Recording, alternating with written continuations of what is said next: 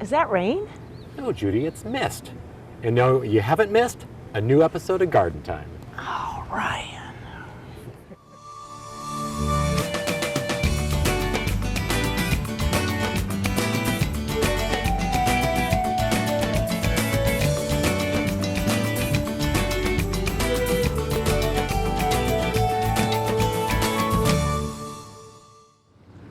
Welcome to Garden Time. And I know Father's Day has passed, but I just couldn't help myself to do a dad joke. And speaking of mist, we're at Little Prince of Oregon, and later in the show, Ryan will be with Mike talking about ground covers that will take some full sun and a little rain. Also coming up in the show today, we'll be talking daylilies. We'll also be talking about water-wise gardening. But coming up first, tropical fruits.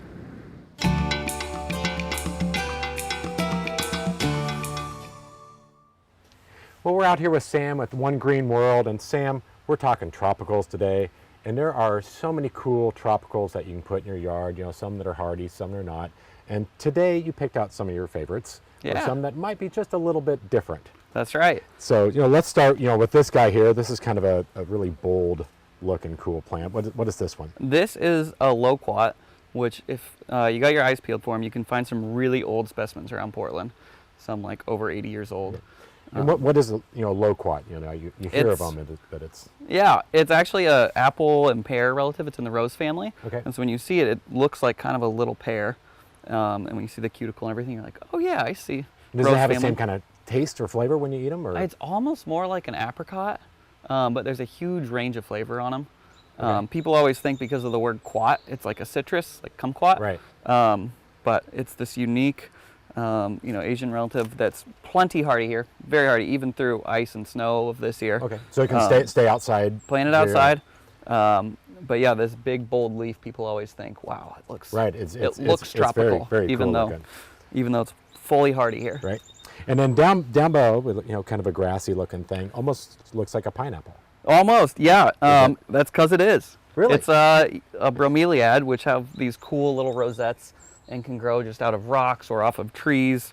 And in Hawaii, you'll like see them growing out of just volcanic rocks and soaking up the moisture. So we can't grow pineapples here in the Northwest. Yeah, you gotta protect them over winter and bring them in. But it makes a funky houseplant and is right at home with succulents and other things on your super sunny windowsill. Okay, so you could actually harvest it and get an actual pineapple. Yeah, you need to put it into a big enough pot, but usually by the third year we'll start seeing. And you know, it probably won't be a Maui Gold massive pineapple, but you know, and some people have taken, like, chopped the tops off of the pineapple they get at the store and planted them. Can you do that too, or is it? You can do that too. Yeah, these are just probably a lot further ahead, so you won't have to wait as long as. Right. A little easier just to start with But it's also fun to root your own pineapple. And this guy looks like a banana. It is. Yeah, this is the dwarf Cavendish, which has, I love this leaf splotching that it has on it. And so not a hardy banana like the Musa Baschu that you see all over Portland, but this is the one that makes that classic Cavendish banana. So the edible one. Yeah. Because there's lots of different types of bananas that we see around here in the Northwest, or that you can grow. Yeah. And even in the tropics, there's a lot that aren't actually good to eat, that are full of big seeds. But this one is a really tasty, you know, commercial banana. And because it's smaller, you can move it indoors a little more easily. And smaller, how tall is smaller? Well, they'll still get 8 feet tall, but you know. Compared to what they might grow in. Yeah, compared to. So this would be best if they do need to bring it in to grow it in like a big pot or container. Yeah, and then it makes a really, you know, powerful houseplant in the winter. Right. Okay, and then next guy there looks kind of a vining, kind of twining guy. Yeah, and we see this genus all over Portland, Passiflora, but the ones that we grow are not fully edible. They're fully hardy, but when you open up the passion fruit that it makes, it's just full of air and disappointment. But this one actually makes an edible fruit. Oh, nice. Yeah. And then does it, you know, a lot of times we'll see the passion flowers, you know, that really cool. Does this have a similar kind of flower to it? Oh yeah, yeah, bright purple filaments and the whole thing, giant white petals. Yeah, and it looks like it's a climbing and vining. Yes. Kind of guy. So again, we try to, if we're going to bring these things back and forth from indoors to out, go with compact varieties. This one's called Black Knight, and it's the most compact Passiflora edulis that we've found. You know, and sun requirements. I'm assuming since they're maybe a lot more in the kind of tropical, they would like a lot of sun. Is that Definitely, yeah. And you sort of have to make up for the winter solar deficit when you bring them in, and just get them to survive, and then bring them outdoors again where they can really do their thing. right? And then like cold temperatures, when you're bringing them out, times a year, do you want to make sure that it's above certain temperatures on a lot of these, or? Yeah, usually once we're in at least the high 40s or 50s at night. Okay. And bring them out on a day like today that's kind of overcast and humid, so that they don't get shock them. don't get shocked with the high light. And then one last one here. We're standing in front of a bunch of these guys. Yes. And these are? These are pomegranates. This is the big pomegranate stock plant table. Okay. And these are hardy for outdoor here in the Northwest, right? Yeah, at least these selections are. There's been a ton of work over in Turkmenistan and other places on hardy pomegranates, and in Russia and Ukraine, and there's a ton of different varieties. Well, that's great. So it's so fun to be out, and kind of walk the nursery here. You guys grow so many different and unusual, edibles and, tropical things, that it's just a great place to be and get some inspiration, because there's a lot of things out here that you won't necessarily find anywhere else. So, make sure you can go to your website and you guys will mail order, or you have your retail location here, or you can go to gardentime.tv and we can click you over. So Sam, it's always fun to be out here and see some really cool different stuff. Yeah, thanks, Ryan.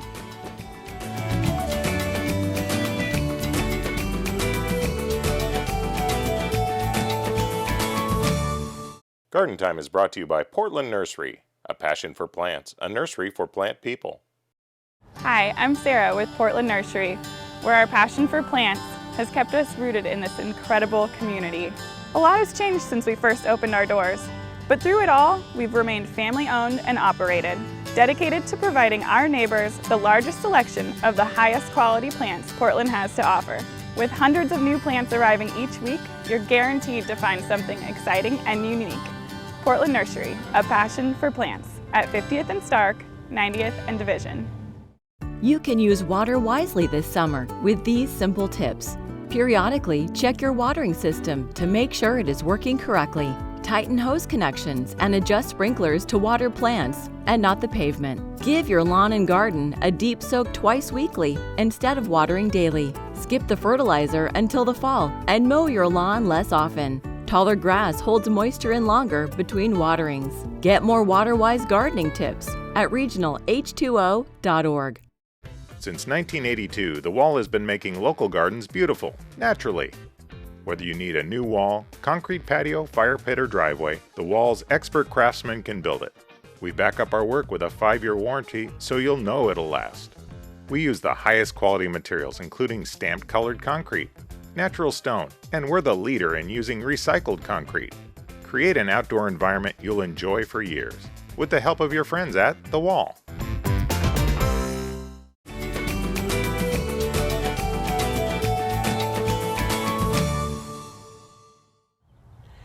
I'm actually in a daylily field at Schreiner's Iris Gardens with Ben Schreiner. And so Ben, these aren't iris, so what's going on with these daylilies? Yeah, these are daylilies. We got into daylilies about 4 years ago. We grew them back in the 50s and 60s and then stopped growing them, but we started again about 4 years ago. And so these are very special because they're a special breeder in California that you work with. Yeah, Bill Marriott is his name. He's a famous iris hybridizer, then moved to daylilies. And we take his new introductions, introduce them every year. So he breeds them down in San Jose area and then ships them up to us. We grow them out in the field and then we introduce them on the market. And really, from just a couple years ago, how many varieties are you up to? We grow around 500, 550. We list right now, I think it's between 350 and 400. Wow. He is a prolific breeder. That's great. Definitely. He introduces about 15 to 16 new daylilies each year. These are such healthy plants. They're all in full bud. So how do you grow them? Yeah, so we do like field rotations with cover cropping, and then we fertilize every spring, and then for daylilies, for commercial, it's a lot of water. We apply a lot of water in the field. And I could see that, and we also saw that they're being shipped, and those roots are so healthy and so robust. So really, these things are happy. Definitely, and we send double fan or more to customers retail. And so maybe you can kind of walk us through like how that all happens, because like you're going to get them in the mail bare root, and so how do we end up going to, and even if we have them at home, to divide them or move them, how can you help us? Yeah, daylilies are interesting because you can dig and divide and plant basically from end of last frost all the way basically till first frost in the fall. So even when they're in full bloom, you can dig them up, divide them, and replant them. Oh, okay. So maybe you can show us. Yeah, absolutely. Excellent. So Ben, this looks like a good one for a candidate to dig up. Yeah, and like I was saying, you can dig up daylilies basically anytime, even in the middle of bloom if you want. That's amazing. And so it'll maybe hurt these, but next year they'll be fine. Yeah, absolutely. Okay, so what's the first step? All right, so you just take your shovel or spade and you can kind of get pretty close to the daylily there. You just lift it out of the ground. Okay. Well, that was nice and easy. You shake all the dirt out, the roots. Wow, those are some nice roots. Perfect. So you can see the fans here. You got 1, 2, 3, 4, 5. Wow. And so when it comes to dividing, you can break them down into single fans or clumps. Okay. If you want a bigger clump in your yard faster, then you want to have multiple fans. And you can do it with your hand, you can do it with a knife or a spade, but you just kind of break them apart like this.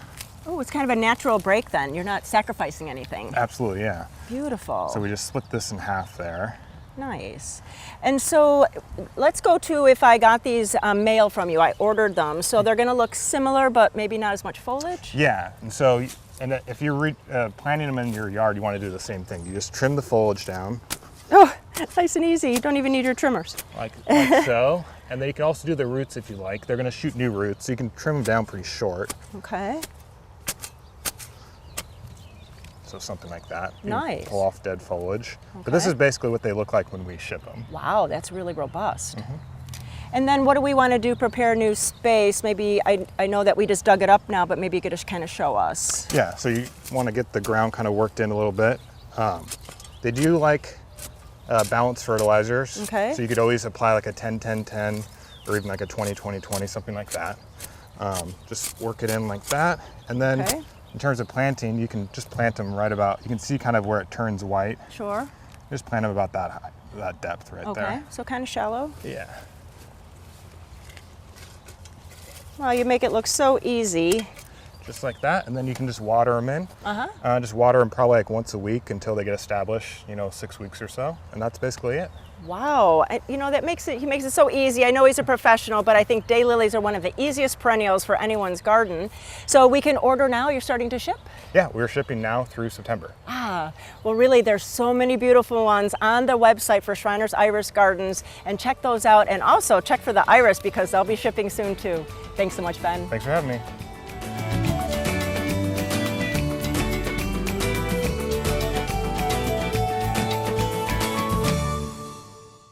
Welcome to Blooming Junction, where it's easy to connect with nature.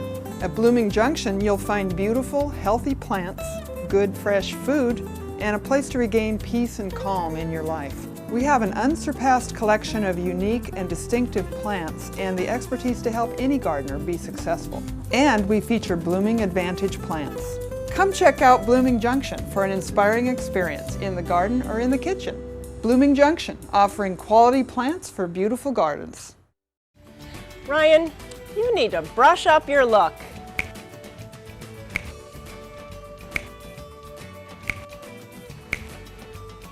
Ryan, that is better. It's always better when you show off your Garden Time pride. Check out the Garden Time store on our webpage for a great selection of Garden Time gifts and apparel. Choose a hoodie, shirt, hat, bag, or mask for yourself or as a gift for the Garden Time fan in your life. See the complete selection on the Garden Time website. Pick up some Garden Time gear and show your Garden Time pride. Since 1929, Grimm's Fuel has powered great gardens around our area. With our comprehensive composting and yard debris services, we can apply quality garden mulch, compost, and blended soils with our experienced crews and trucks, including our landscape rock and bark products as well. We're proud of our industry-leading state-of-the-art composting facilities. We also can take care of your fuel oil and firewood needs. Grimm's Fuel, building great gardens since 1929.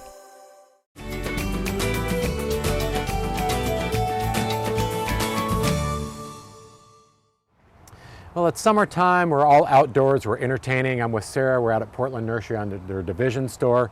And Sarah, you have a great combination here for, our entertaining and doing some summer pots and containers. Yeah. So the thing I love about this is they're all kind of these summery plants that are, coming up right now. So in my pot at home, I have this combination, and I plant, bulbs that come up early in the spring, and by the time those go down, these are kind of starting to poke up their heads. And so this is a really big size pot, right, but I think it has a really summery look, so I wanted to show it. And there's some basic components that you look at when you're putting together or picking out plants that kind of, no matter what the season is, there's still some basic concepts that you like to use. And what are those concepts? Yeah, so you're always going to want to make sure that they have the same sun or shade requirements. So all of these take sun. You don't want something that's extremely drought tolerant or doesn't like a lot of water, in the same pot as something that loves a lot of water, because they just aren't going to have a symbiotic relationship. Okay. But also, as far as design goes, if it's a smaller pot, I really like odd numbers, so 3 or 5 plants. And pretty much any design, whether it's in the ground or not, really looks good to have something that has some height. So for a container, this is going to be our thriller. So it's going to be really big, and it's going to be kind of the star of the show, the main focal point. Okay. And this one here is the Canna Pretoria. I personally love the veining of the leaves, and this darker red color, we're going to pull a color from other places. So we're pulling this red color into this Japanese bloodgrass. When this blooms and flowers, it's going to be a really bright orange. So that's where this lantana comes in. I'm a sucker for lantana. It's just such a great summer annual. Blooms, throughout the summer, and I just love how it looks.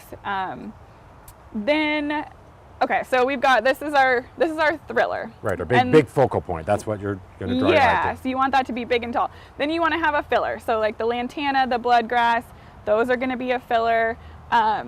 These here are going to be fillers. So I've got this yellow color to kind of offset the yellow that's coming from the leaves. Because that's going to give you kind of your fullness in the middle of the pot, that next layer down, right? So it looks like you have a couple yellow ones that are your fillers in here. Which ones do you have here? Yeah, so this is a yellow Marguerite Daisy and a yellow Calibrachoa, or a Million Bells, and I chose the yellow because I think it complements the leaves of the thriller there, and so that kind of just fills in. And then we've got some spillers, which actually technically this one will spill over as well. And then what do your spillers do? Yeah, so the spillers are going to spill, and they're going to spill out of the pot, which will give it, it'll complete the look of the thriller, filler, spiller. So it just is very pleasing to the eye to have something that's tall, something that's in the middle, and then this will kind of trail over and just kind of complete the look. I think when you're looking for, when you're starting a container, I would pick the thriller first. What's really calling to you? What do you like? And then you work off of that. Makes it easier. But this could really be applied to any situation. If you just have a patio and want to do a container, this would be perfect. Even if you're doing some kind of terrarium or houseplant mix, this could work. Just the idea of getting the right plants that go together and all that.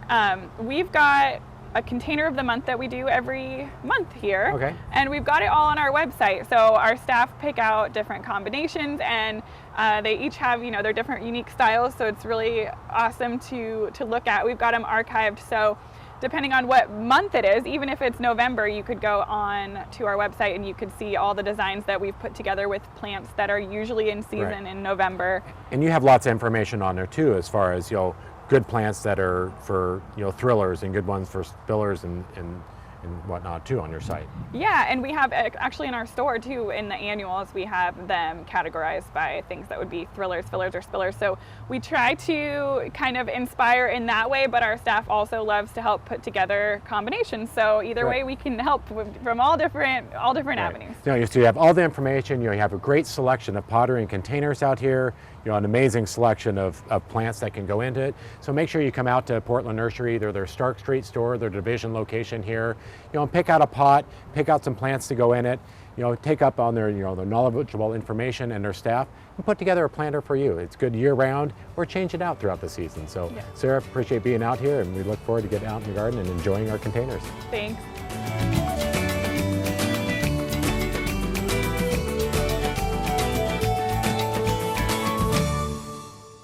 Garden Time is brought to you by Capital Subaru, your way on the Parkway. Welcome to the brand new Capital Subaru. We've taken a big step forward. We've built one of the most unique Subaru dealerships in the U.S. And we know you're going to love it. There's so much to see and do here, like shop at our exclusive pet store. And unwind in one of our amazing new lounge spaces. Or race through the obstacle course at our new dog park. This place is pretty stinking cool. It's time to discover again, with over 72,000 square feet just for you. Capital Subaru, your way on the Parkway.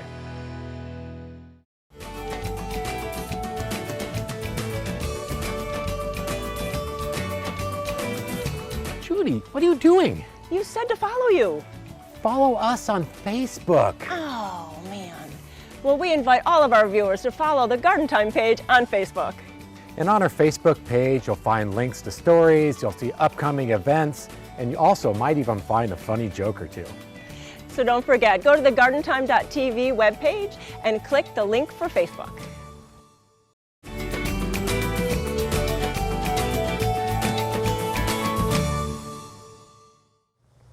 Well, when you think of ground covers, you think of Little Prince. They are all things ground covers. I'm with Mike Hicks, head grower out here at Little Prince. And Mike, looks like you have some great ground covers out here that a lot of us will see out in the garden centers. And tell us kind of, what are ground covers good for? Well, okay, yeah. Thanks for having me. Thanks for coming out today, Ryan. Ground covers really kind of have a lot of different uses. You can use them obviously in like a stepping stone pathway, something like that. You can interplant between the stones, and they're okay to kind of take some foot traffic as you walk across them. Adds a little kick to the pathway. You can also use them just as an understory for your finished beds. It's kind of really a nice finishing touch on your beds. It kind of fills in everywhere on the understory, because you have, you have your medium and your high and your low, but now you have like the extra low hugging the ground. And a lot of people like to kind of think of them as lawn alternatives. I wouldn't recommend that on a really large scale, but if you had some small little patch areas that you kind of didn't want to grow a piece of grass in, or it's too shady for grass, this might be a good option for you. Or if you don't want to bark dust your whole yard, add some interest. Right. So it looks like you have some, picked out here. A lot of us may know these from seeing them in the garden centers, but let's just kind of start on this end and let's go through here. So we got these guys over here.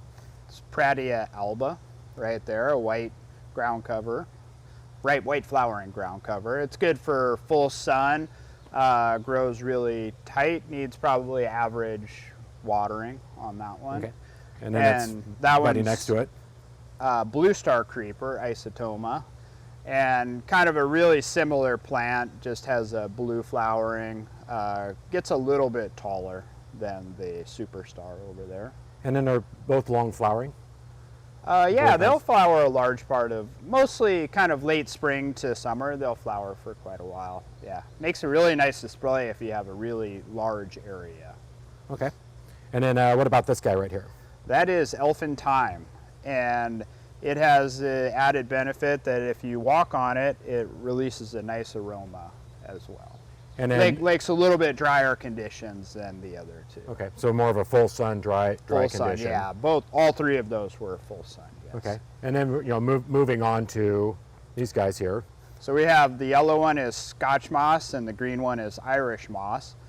And unlike your normal mosses, these actually want to be, the more sun, the better sun you can provide for these, the better they're going to perform. And they actually like it a little bit drier, as opposed to because a lot of us think of moss and we think of shade and damp areas in the forest, but that's not where you want to plant not these. Where you will not be successful if you put them in those areas. So they looks like because these are pretty tight, whereas sometimes you'll see them, they're very stretched out. Is that because of the sun? Yeah, that's the sun. And actually, for most of these ground covers, the more you actually walk on them, the tighter to the ground that they will stay. Okay, so a lot of these, you said, so they will take the foot traffic and Yeah, moderate foot traffic. You know, you can't run all over them all day and play football on them or release the dogs on them. Right. But a couple of times a day is not a problem for So them. like you're saying, in pathways and things like Yeah. that, or in beds that might get some traffic. Yeah, exactly. And then it looks like down there it might have some for more of a shady area. Yeah, so these 4 would be for the shade. This one is called Acorus minimus, and it's actually won't take quite as much foot traffic, but the added benefit of this one is that it's for the shade area, but it likes to be really wet. So if you have a really wet, mucky area that doesn't have very good drainage and nothing else wants to grow there for you, this might be a good option for you right here. And then I got a few other ones, looks like up there. Yeah, so in front of that is Soliaria, baby's tears. Really nice plant. I have it growing everywhere in my yard if you ever come. And the other 2 are Leptonellas. This is Platt's Black over here, and that one is Gruvillii. And so both of those like the more of a full shade or a partial shade? Or? Partial shade would be best. Morning sun, afternoon shade would be the best one. They could take some additional shade, but 3-4 hours of sun would be okay. You know, and then people that are planting these in kind of a larger area, what do they kind of need to know for maintenance as far as like weed control or divisions and spread? You know, what do we need to know for that? So the first thing is early weed management. That will be your key to success. A lot of people think, well, I'm going to plant this and then no weeds will ever grow in it, and that's not actually the case. But the more weed management you can do, particularly early on when you have bare ground all around the plant still, the better it's going to be. And then eventually, like, this, it gets to be so tight and so full when they're all together. If you've done that early weed management, your weeds will be significantly reduced. Okay. So, speaking of the weed management, what's the best way to control the weeds in it? Do you spray it, or do you have to hand pick, or? Yeah, unfortunately, probably not going to like the answer, but you have to get out there and pull weeds by hand. Okay. You could probably try and use, if you had just bare ground in between them, you could try some herbicide in between them, but you have to be super careful not to get it on your actual Because plant. it will Yes, damage but as the soon plant, as it gets in there, you're just going to have to go out there and hand pull them. Right. And Little Prince carries, this is just a small fraction of what you grow for ground covers. So if you want more information on the ground covers, you make sure you go to Little Prince's website, it's littleprinceplants.com, or you can go to gardentime.tv and we'll click you over, and go to your local garden centers and you can find an array of Little Prince plants and ground covers. And Mike, we appreciate the information and the quick down and dirty, and it's good to be out in the garden, and we'll cover up our ground. Great, thanks for coming out.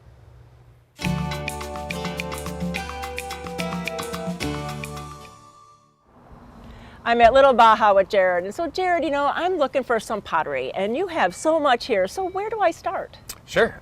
Terracotta is a great place to start. We have some nice, clean, modern shapes and different sizes. And our prices are great, and it's artisan made, so it should hold up just fine. So that's a great place to start right there. And so when you say artisan made, what does that mean? Well, we avoid any kind of big factory type setting. You don't know what you're going to get. We've been working hand in hand with the same makers for well over 34 years. So there's a relationship there. So it's we have some testaments to the quality around here, stuff that's been potted for well over 25 years. Oh yeah, we've seen those. Yeah. But what makes Little Baja terracotta so special? Sure. The quality of clay and that it's fired nice and hot.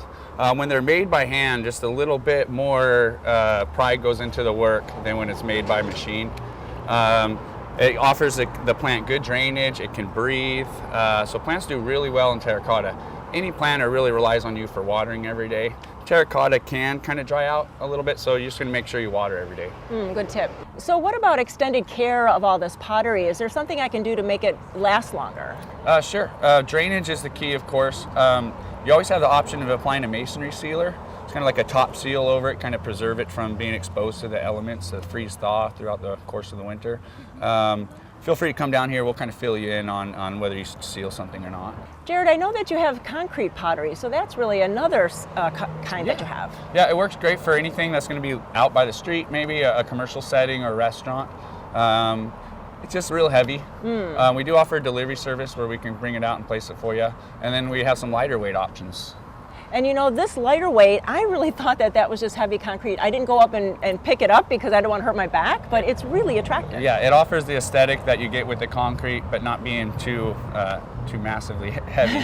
True. And then where's the next step after that? Maybe you want some more color. Glaze is a great way to go. Wow. You can see we have a lot to choose from. You'll see a lot of Vietnamese pottery here. It's kind of special. They mine the clay right out of the river, so it's rich in iron, super heavy, tough as nails, lasts a long time. So we're pretty happy about that. And then we also have some that are really rich in pigments and really bright colors. Yeah, because that's really part of having fun in your gardens. Yeah. Is to get some color in there. Sure, and that's a fun step, you know. Right, right. And then talking about fun is I see that you have lots of garden art and statuary too. We're always getting new stuff in all the time too. So you can always look forward to seeing something new or different every time you come in. Yeah, and I love all these suns because they're cheerful, and I love these smiles on them, and it just makes you enjoy that space even more. Yeah, most definitely. There's a cool thing about sun faces one might not know. Our brains are always subconsciously looking and recognizing face patterns, and so sometimes that being on the porch, somebody might be up to no good, and they'll feel like somebody might be watching. Oh, that is a good idea. Yeah, less apt to be up to mischief. Yeah. You know, at Little Baja, you really have so many different choices here, different kinds of pottery, different shapes, and even garden art. So you really have to come down to Little Baja right on Burnside and find some beautiful pottery for your home. Thanks so much. Amazing.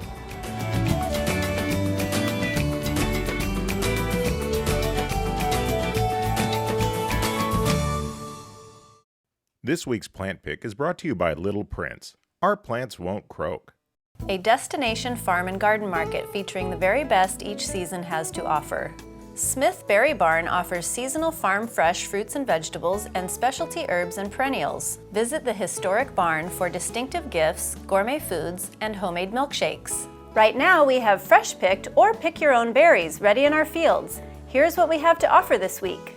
Centrally located off of Shoals Ferry Road between Sherwood and Hillsborough. Smith Berry Barn, growing good taste from the ground up. At Sagawa Nursery, we always talk about taking your garden from ordinary to extraordinary. For us, that means bringing you the newest and best plants and unique garden items to you, our customer. For you, that means we'll help you transform your garden into something that's extraordinary. We also have some great gift items and even a few surprises for inside your home, too. Sagawa Nursery, growing beyond the ordinary.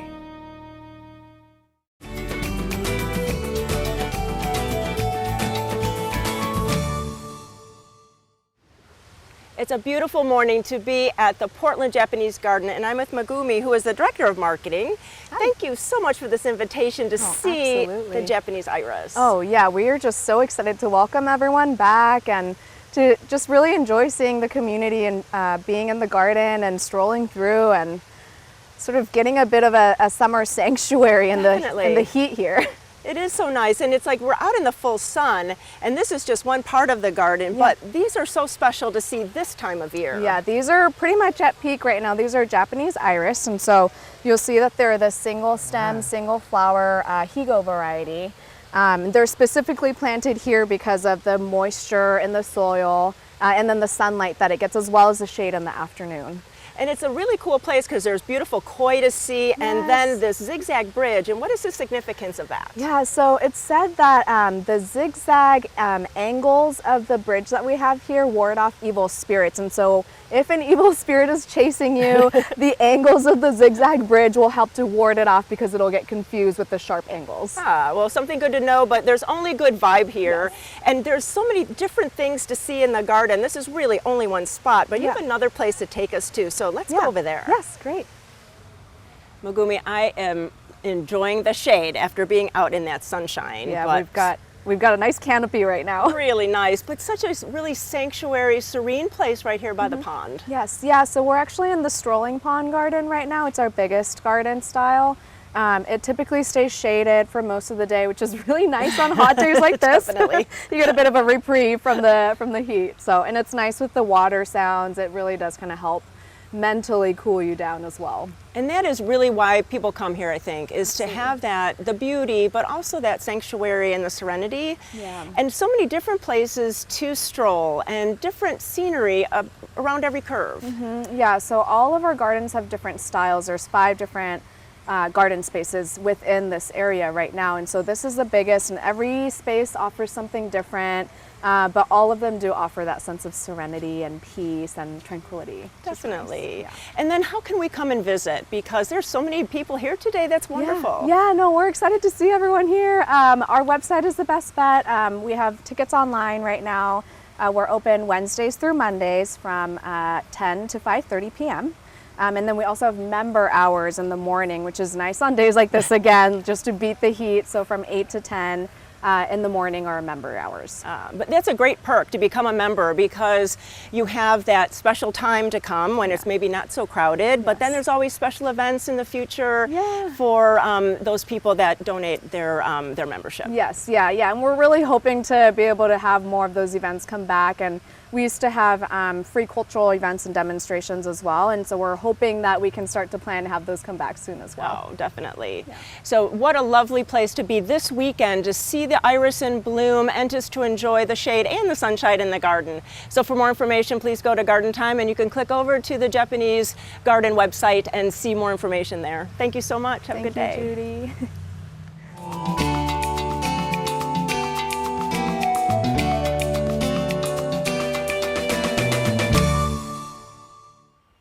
Our tip of the week is a really easy one. It's using your smartphone to remember garden chores. You know, we have them all, we have calendars, and we forget when to do those garden chores, like when to fertilize those roses or when to water the houseplants. Just put it in your calendar, and then you'll get a reminder to do those chores.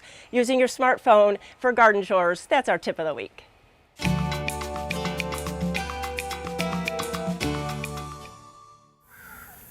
Well, it's summertime, and you know, we don't want to waste water. We want to put it where we need it. So I'm with Kevin today from the Regional Water Providers Consortium. And so Kevin, what do we do so that we are in the summertime and we're watering when we should, and it's vacation time? So what should we be doing? Well, in the grand scheme of things, you shouldn't be doing anything different than you did when you started these up in the springtime.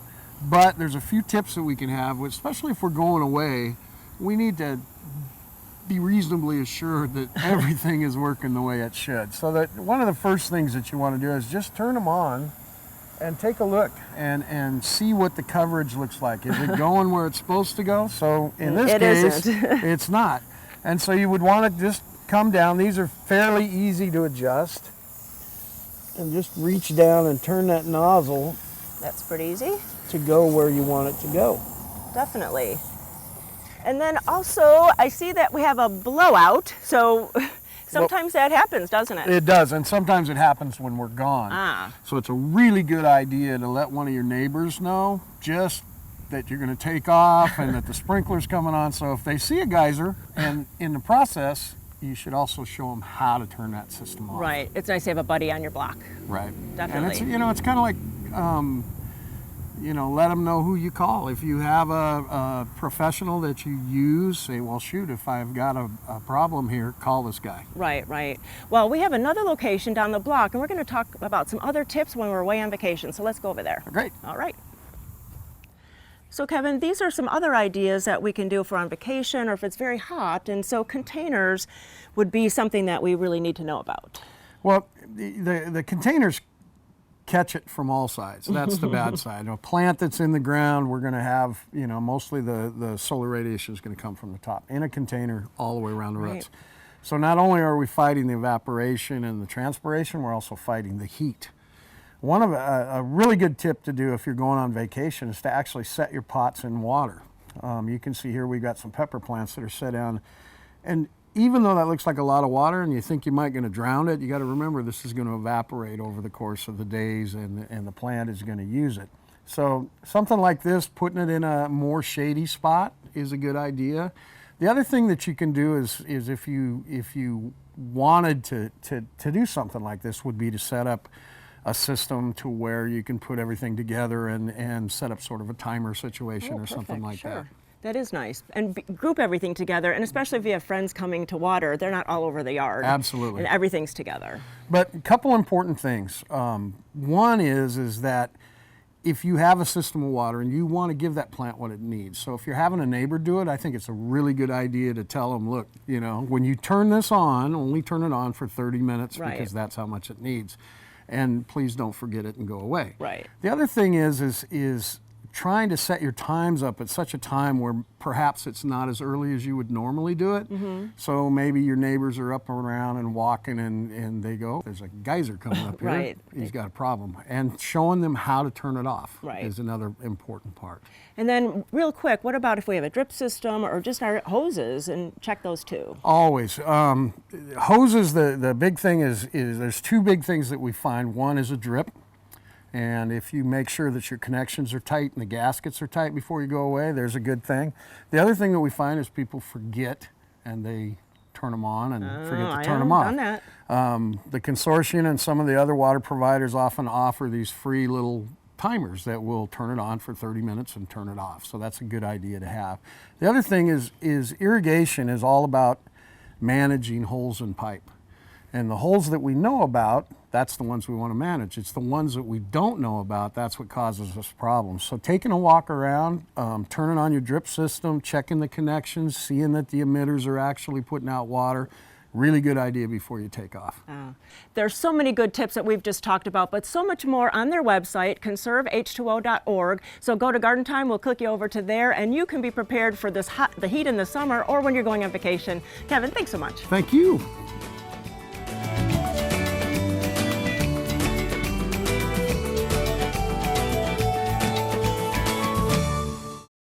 Is your garden getting tired? Don't let your garden fizzle out because of the summer heat.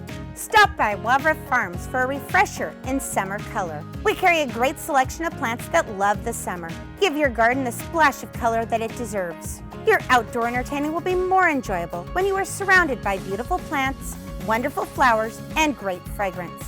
Let us show you what a summer garden should be. Wavra Farms, just east of Salem, off Highway 22 at the Joseph Street exit. Garden Time is on the road again. Join us as we tour Portugal and Spain in the fall of 2021. We start in Lisbon, where we tour the palaces and gardens of royalty. Then we make our way across Spain with visits to the Mesquita and the world-famous Alhambra. Enjoy the sights, sounds, and tastes of Andalusia before we end up in exciting Madrid. Local transportation, hotels, and 26 of your meals are included. Go to Garden Time Tours for more information, and we'll see you in Europe.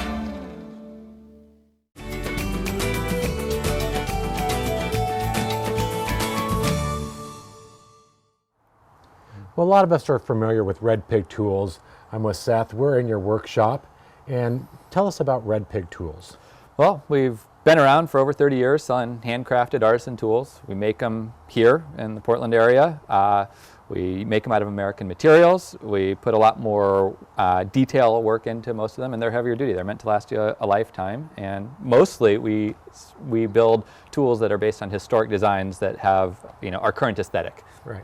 And so they are an artisan tool. So they are handcrafted and hand forged. Hand forged, yes. So we do a lot of hammering to shape things. We bend them. They go in a forge. It is all handwork. And you have, the range of tools you have. About how many different types of tools you have? Every year we make somewhere around 200 different types of tools, thousands of tools overall. But there's about 50 different hand tools that are really common that people buy every year. They're kind of regional specialties as well as national specialties, as well as the most common stuff you'd find. And then another 100 to 150 long-handled tools. Right, because we see a lot of these tools, or some of these tools, in nurseries or home stores. But a handcrafted tool definitely has some benefits. For sure. The handcrafted tools are meant to last a lifetime. They're the ones that you still find in barns today that were made 100 years ago, 80 years ago. Tend to be made with a higher quality steel. That tend to be thicker, heavier. They tend to be designed for the work that was meant to be done rather than for the engineered manufacturing process. They tend to look more unique. They're not perfect. Every single one is different. So everyone has it's like a person. You get to know how to use the tool and then you start to love it. Now you have a couple examples of here of, a tool that you might find just at, at a hardware store or something like that, and then ones that you make. So can you show us some of the differences of what people should look for when they're looking for a tool? So this is a really common type of 3-tine cultivator. People use it to mix in amendments, to break up clumps of dirt, to do all sorts of things. This is the imported version, the one you'll find at almost any hardware store you want. You can get a sense of it's probably 1/4 inch steel, maybe even less. Here it's pressed. The shapes are pretty angular. The weld's extremely light. It'll eventually break or bend if you use it. Another thing you're looking at is some of these angles and your handles.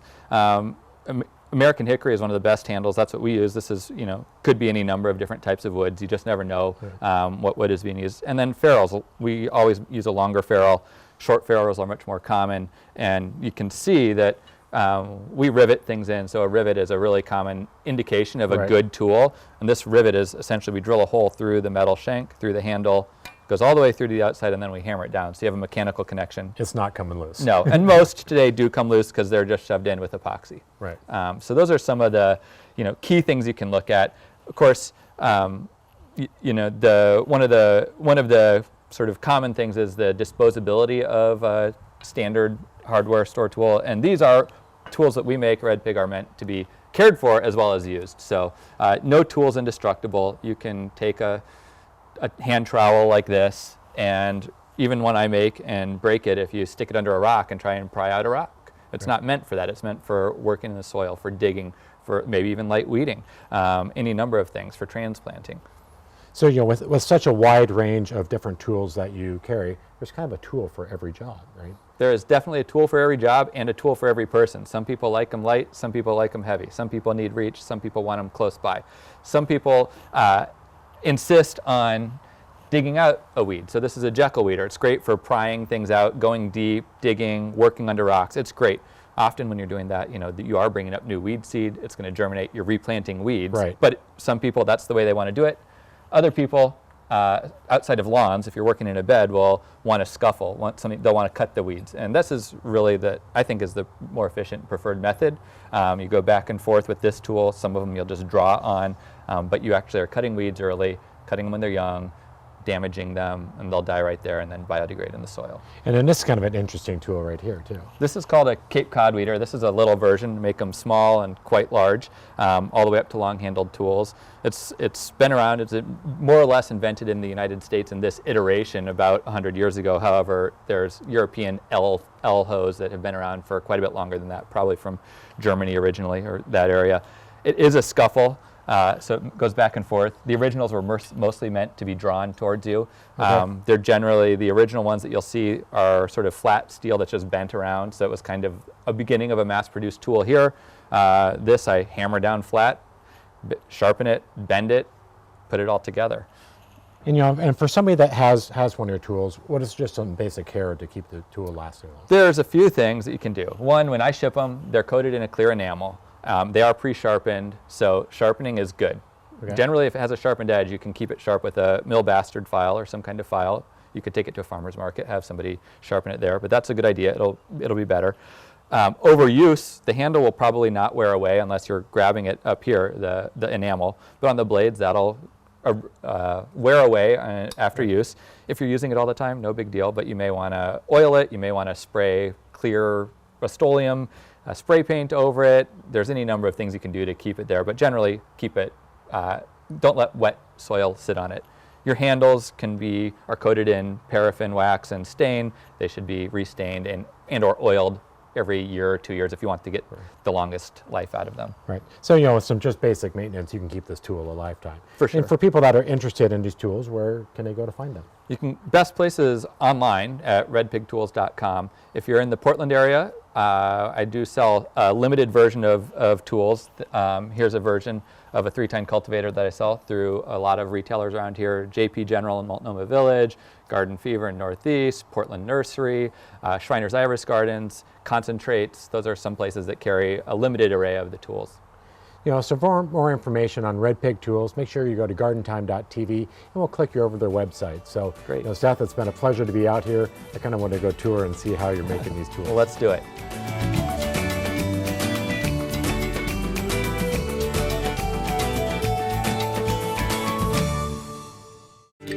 Garland Nursery, a must-stop destination for those that want to play with plants and grow with their garden. Whether you are a new or a seasoned gardener, Garland Nursery can help fulfill your gardening desires and your landscape needs. From organic veggies, trees and shrubs to colorful blooms, from the newest trends in garden supplies and garden decor. Shop Garland Nursery to find that perfect plant or piece that fills you and your garden with delight.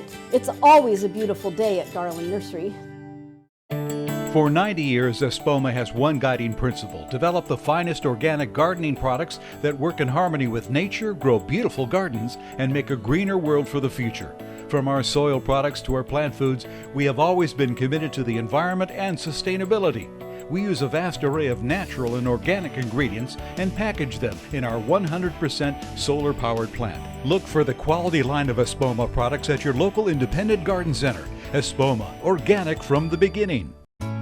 Located in the heart of Willamette Valley's hops, hazelnut, and wine country, Caddy Farms is a beautiful option for your upcoming wedding or event. Enjoy the diverse venue the over 40-acre farm offers, with manicured gardens, a private forest and spacious meadow, chef's kitchen, and covered patios. All just 5 minutes off of I-5 in Aurora, Oregon. Caddy Farms, now booking upcoming events.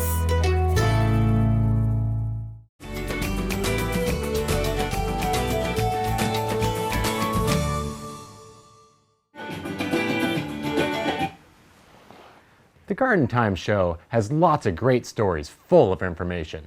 And as you're watching, you'll see a lot of details pop up on the screen.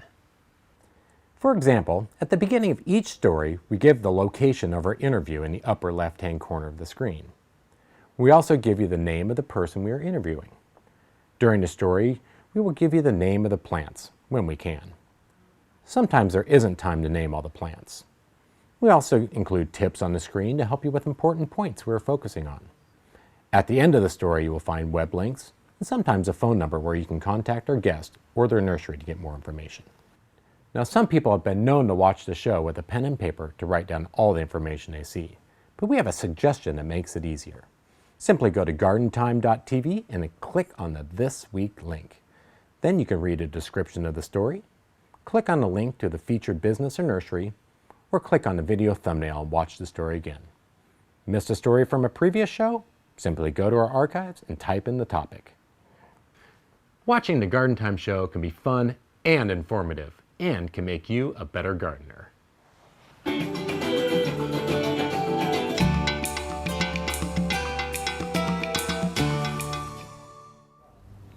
I'm in Southeast Portland today at another project from The Wall, and I'm with the homeowner Lily. And so Lily, why did you decide to do this big renovation of a wall in front of your home? Well, ever since we had moved in about 7 years ago, we definitely knew that we wanted to have something more finished in the front yard.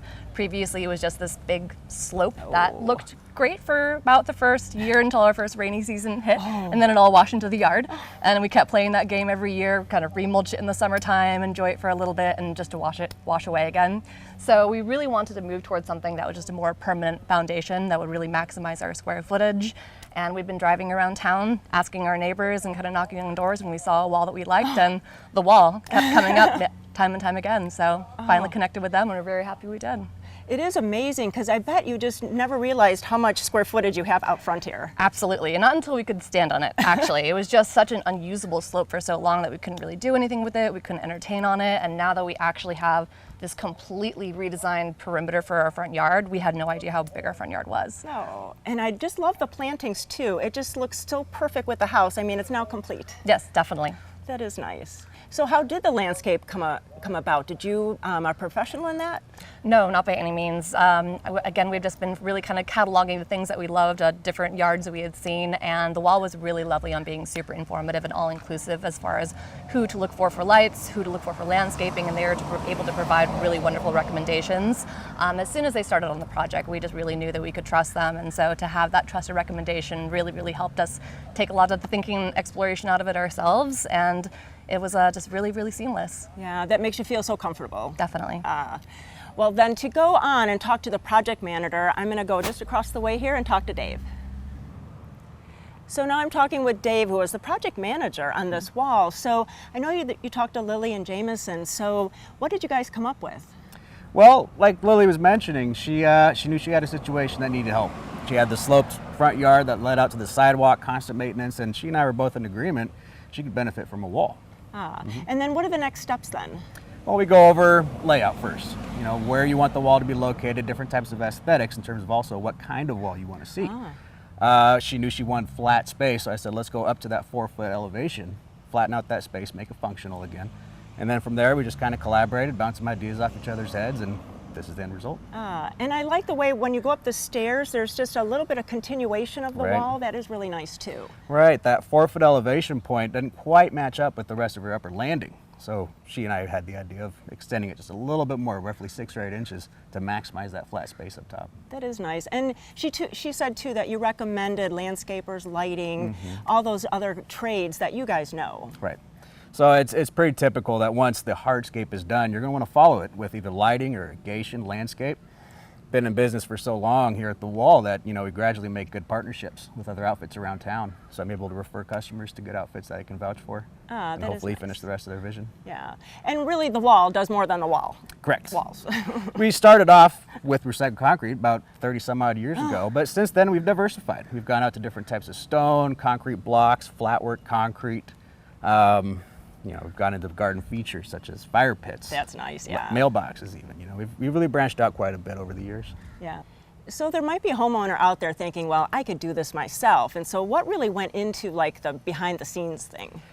You know, I'm one of those people also sometimes. You know, the beauty of YouTube videos and how-tos. You know, YouTube can't quite demonstrate the complexities and the additional steps that come with experience in installing a structure such as this. You know, you got to have proper drainage. You got to understand your soil conditions. You got to understand your slope conditions with the temperatures, what kind of load you have behind it. That's just a scratch on the surface of different types of elements to consider when installing a wall like this and how to install it so that it meets the needs of what it's designed to do.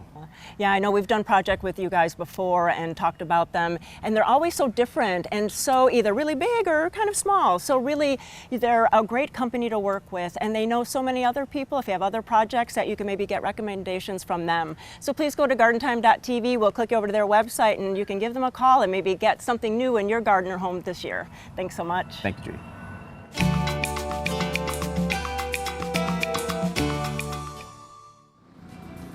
Thank you for watching Garden Time today, and it's the first full weekend of summer, but also the last hour-long show of the season.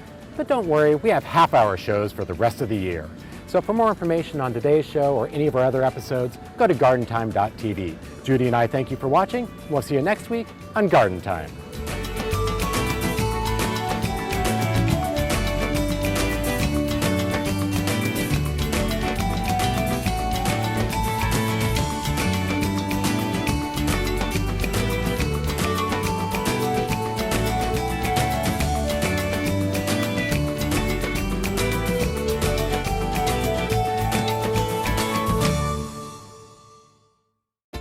Garden Time is on the road again.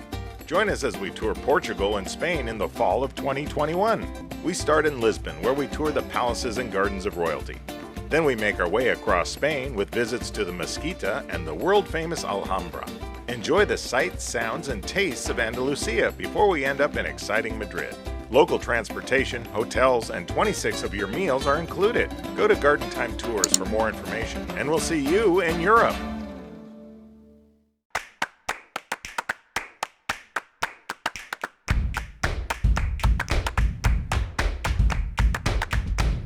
Find everything you need for summer at Al's Garden and Home.